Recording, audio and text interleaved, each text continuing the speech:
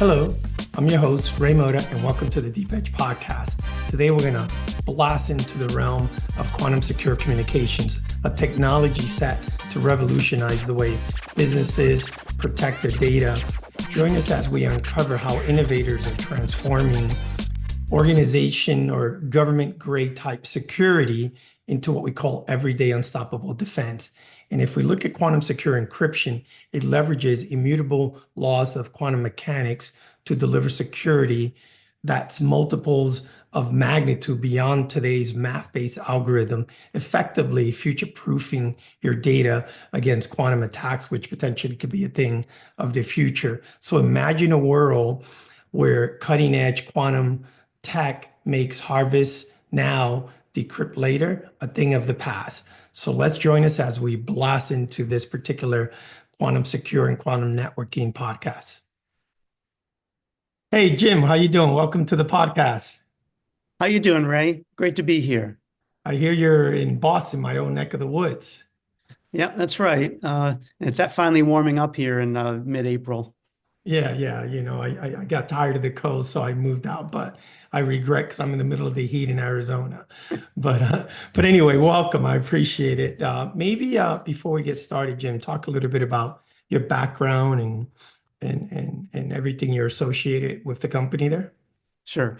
So I'm the CEO of Aliro, and I have been the CEO here since the beginning of the company 5 years ago. This is my fifth startup as the CEO, and those were all tech companies and mostly networking and some security companies as well. No, this is great. And this is good because this is an exciting topic for me and for our team. We're looking at it. So I think you providing some clarity into your company and the market will be helpful right now. Maybe we'll start off with some high level questions and then we'll go into a deeper dive. When we look at this space, right? Aliro's working with some impressive organizations. I think it's Eastern Power Board, NIST, United States Air Force, right?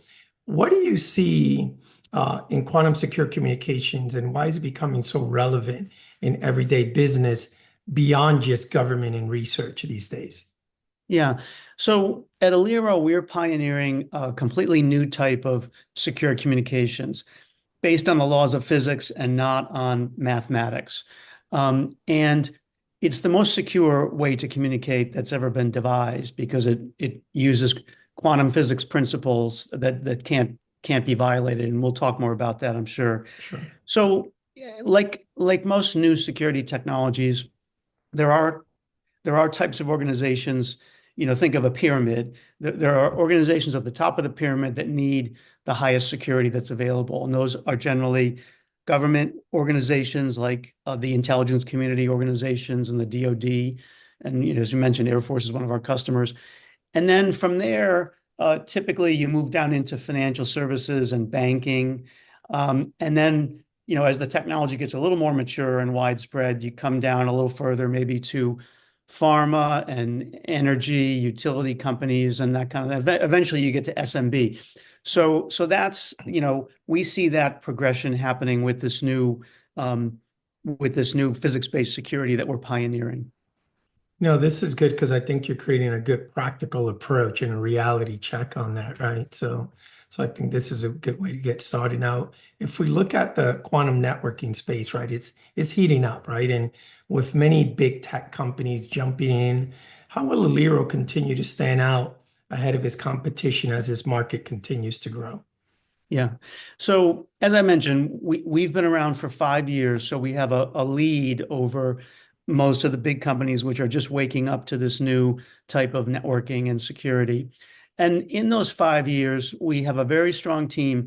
And one thing that's unique about Aliro, or very different, is we have quantum physics experts. Our founder and CTO is a very well-known physics professor, but we also have classical networking people with decades of experience at companies like Cisco and Juniper, Nokia, Ericsson, et cetera, building the biggest products and the most scalable products that run the classical internet today.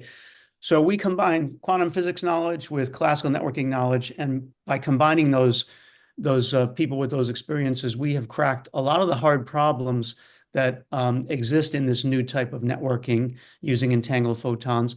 And we've created a lot of intellectual property. We've filed a number of patents, and we've just created a lot of IP.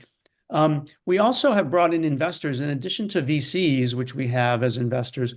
We've brought in Cisco and Accenture as investors, and we did that because they also want to be channel partners for us. So, we'll be able to walk into a prospect, whether it's a big bank or a big oil company or a big government agency, with the Cisco account team or maybe with Accenture's client team, and that helps give us more credibility. And also, when there's a big integration project, as these networks get bigger and bigger, we can say, well, we have a partner that's huge and knows how to do big integrations. So Yeah, no, I think it's a value. I mean, you touched on something which I think is important, and that I notice in some of the parts in the industry compared to some of your competitors. I do see that some companies have a very good foundation on the physics side of it, right? And understanding, superposition and the whole aspects of entanglement, but not a good balance with the networking experience. And the companies you mentioned,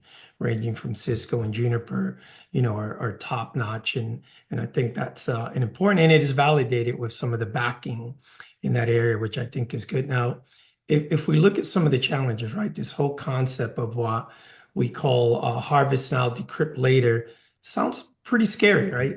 How's Aliro helping businesses understanding the urgency around switching to quantum secure networks as things get more complex there?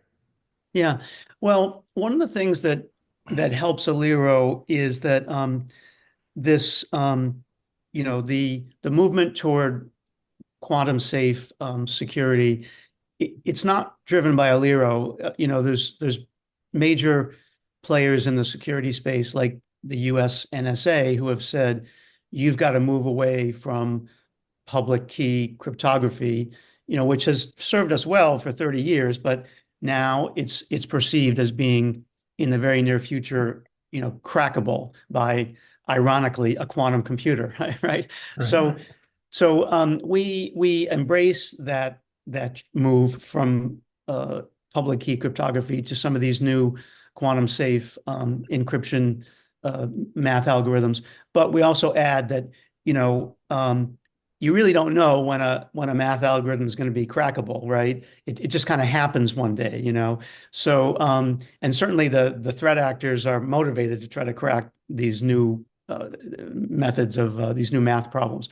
So what we propose to our prospects is, since you're making a big change in encryption, you're moving from public key asymmetric key exchange to something new. Why not consider for your most important connections, let's say, an entanglement-based solution where you're, again, using physics instead of math? It can't be, there's no definition of cracking it. We exchange entangled photons, we measure them, and that's how we derive a key. And if anyone intercepts them in the middle, we know about it and we can take action. So that's how we embrace the whole post-quantum cryptography movement, but we have another option that can be more future-proof. Right. Yeah. So future proof as well. And I think the part which is good is, because I think what I see, Jim, is some confusion in some of the markets when people talk about quantum computing, right? Itself, the whole aspects of actually we're addressing the security and some of the security requirements associated, and they're needed now, right, to overcome. Yeah, and I do want to make that point, Ray. Sometimes when I talk about quantum networking to people, they go away and they're thinking, well, that sounds pretty interesting, but I need quantum computers on the endpoints, don't I? Right. And the answer is you don't.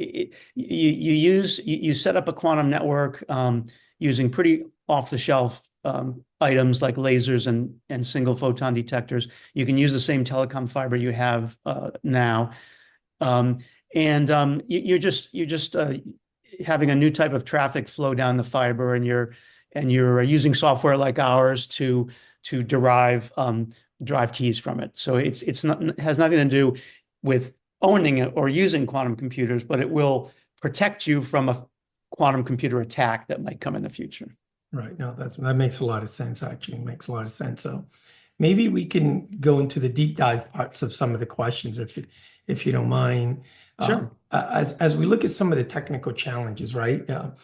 In this space, because you hear quantum and people get scared, but it's solving a big issue, right? What are some of the biggest technical obstacles facing customers compared to traditional encryption to the quantum secure communications, and how are your company overcoming them? Yeah, well, the first the first barrier, and again, I've seen this in many of my companies over the years, when you bring out a completely new and innovative product, there's always, the you know the you need to really explain and get folks to understand how it really works. Right, So, what is, we try to do a lot of education. If you look at the Aliro website, right. aliroquantum.com, there's a lot of webinars that we've done about, what is entanglement, Yeah. how do you create it? What is it good? Why is it a resource that you can use? What hardware do you need to create and use the entanglement, and what software do you need? So it begins with educating, and we find that networking people, they're aware about quantum. I was just talking to a few of them today. They've heard about this. Everyone's heard about it. I mean, we mentioned Cisco is one of our investors, and Mhm.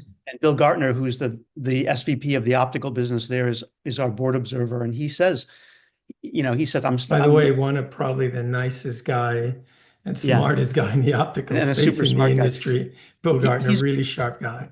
Yeah, he's been our board observer for 2 years, and after about the first 6 months, he's like, "Well, I go to see big customers, big service providers, and telcos, and they say, 'What's your quantum strategy?'" So everyone's aware that this is coming, but it's a question of, okay, what's the hardware that I need? What's the software stack that I need? How does it coexist with, Mhm. some of them don't know, for example, that you can use DWDM and have classical traffic and entangled photon quantum traffic on the same physical fibers. People don't realize that.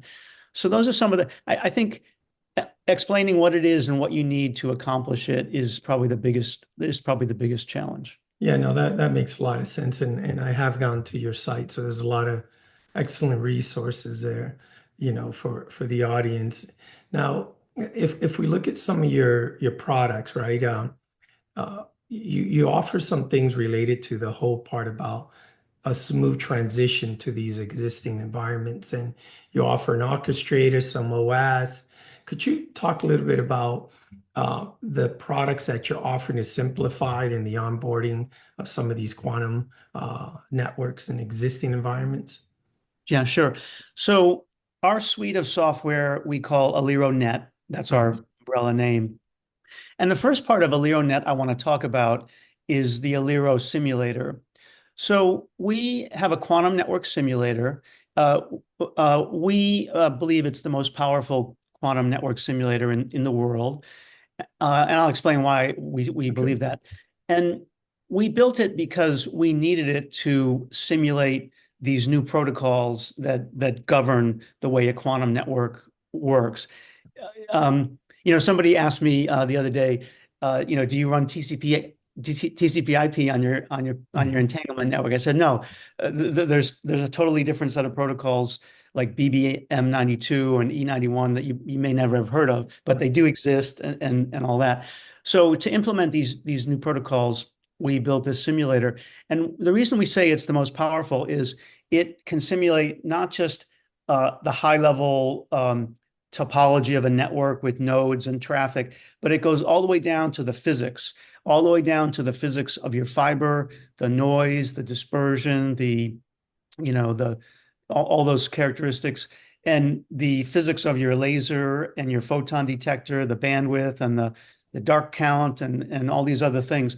So you can start with you can simulate at a very high level a network that you might want to build, and then you can go all the way down and plug in the parameters. Let's say you're a telco. They know the parameters of their different fiber runs. So if you're thinking of setting up a network, between DC and New York, what what should you plug in, and you can simulate all of that.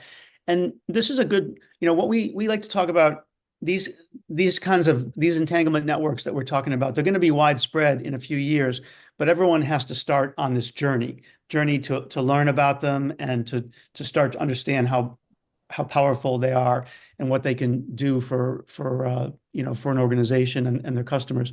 So a simulator is the beginning of the journey. So it's a low cost way to find out very practical things, like if I set up this secure key generation using entanglement between two nodes that are 10 kilometers apart, what happens when they are 20 kilometers and 50 and 100? And let's see what the key rate does, Right. and what the error rate does, and we can simulate that very accurately. And we even have a hardware setup in our own lab here in the Boston area, where we're running a laser with entangled photons, and we're generating keys. And we actually have integrated with the Cisco SCIP protocol, so we pass the keys up to a router for the actual AES encryption. And we modeled this network in our simulator, and we've got charts we can show people where the predicted key rate and the actual one are the same. But the simulated one and the actual one are the same. So that's the simulator. Now, when you start to deploy the actual secure quantum secure network, quantum powered secure network, we call it sometimes. The two main components, we have the Aliro orchestrator and the Aliros, and this is like an SDN stack for these new types of networks. So the orchestrator does the things that we're used to from classical networking. It understands and can manage the devices that are part of the network. It can onboard them and offboard them. It can take them offline if they need maintenance. It monitors their performance, and then it can also create a service. So you say you want to create a service, between you and me, points A and B, and it's going to be an entanglement-based service. Here's what we're going to generate keys. So the orchestrator sets things up, and then gets them going. And then Aliros is our low-level software, as the name suggests, Aliros, that actually does the kind of the nitty-gritty of using entangled photons to communicate information. Right. And again, we didn't invent this. We implement protocols like BBM92 that have been around for more than a decade and have been proven in theory, and they've been shown to work in labs. The difference is we're implementing these things at scale in a way that a telco or a service provider or a bank could implement in a real world network, and not a physics lab. So Aliros, it's all software, but some of it actually runs on FPGAs, off the shelf FPGA parts, and that's because to get back to some of the tricky technical issues, in order to establish that you've got an entangled pair of photons and you've both measured it, Alice and Bob, you need to timestamp these clicks on the photon detector and then compare with sub-nanosecond precision to see that those photons hit at exactly the same time. Right. That's how you know they were entangled. And so Aliros, parts of Aliros have to run in an FPGA because this is classical messaging, by the way, but the messages have to be so quick that they have to be in a sub-nanosecond window to do it really well. So. Yeah, no, this is great because it gave me some clarity of the level of innovation. And I think that the simulator is excellent because I think, not only does it help in the proof of concept, it helps reduce the risk, right? Implementing in these dynamic networks and stuff like that. So this is good. You're bringing innovation. You're bringing some simplification on the onboarding. And you made that was a very good point, Ray. Yeah. And I should have said this: the output of the simulator is not just some nice looking charts. Right. You can output, you can model different real world components, right, and you can decide what components, what model of laser and photon detector and polarization compensator you want to buy to build your network based on the simulation results, cost versus performance, all those kind of trade-offs. So it actually can produce a shopping list or bill of materials for your network, which is a very powerful thing.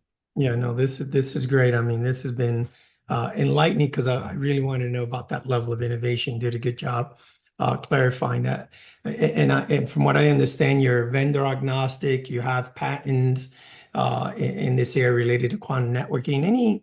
Any final thoughts for our audience, Jim, that you could leave them with? Yeah, let me talk about our part of our an important part of our strategy, which is we are hardware independent. Hmm. And we built our software stack that way because again we're veterans of classical networking, and we remember when classical networking was stacks from one company, whether it was IBM or Yes. Apple with Apple Oh, Talk. you're dating I'll yourself, mention Apple Talk. Oh I'll boy. mention DECnet and date myself. Might as well say IPX at that point, right? So yeah. So and but then what happened? During the 90s, things started to stratify, and networks were being built with multi-vendor interop. We used to have a show called Interop. You remember it? I remember it too. Yes, yes, yes. So we see that this new type of networking, quantum networking, will evolve the same way I with got it. software and then different hardware at the bottom. Not to mention the fact that the hardware at the bottom, there's a lot of innovation there. There's new types of devices coming out every month. Hmm. So we built a hardware abstraction layer at the bottom of our stack, and so therefore at the top of our stack, the application has the same API and can talk to different types of hardware that's on the bottom. Right. And Aliro is different than any other company in this space that I know of. Most of them are trying to invent their own new piece of hardware, which is great, but if you buy their software stack, you have to buy their hardware as well. And, Right. and we say, let's pick the hardware that's best for you, and then we can run your application on top of our software stack. Yeah, no, that's good because it helps you stay focused on your core competency and stuff like that, which is Yeah. great. Yeah, no, I think it's good. Well, Jim, I appreciate you joining the podcast. This is enlightening for us, and I'm sure it'll be enlightening for our audience. Thank you. Well, thank you for inviting me. And I always love spreading the gospel of this new type of secure communication. I think it's going to have a big impact on lots of organizations. I appreciate it. And with Jim, I'm Ray Moda. Thanks for joining this edition of the Deep Edge Podcast.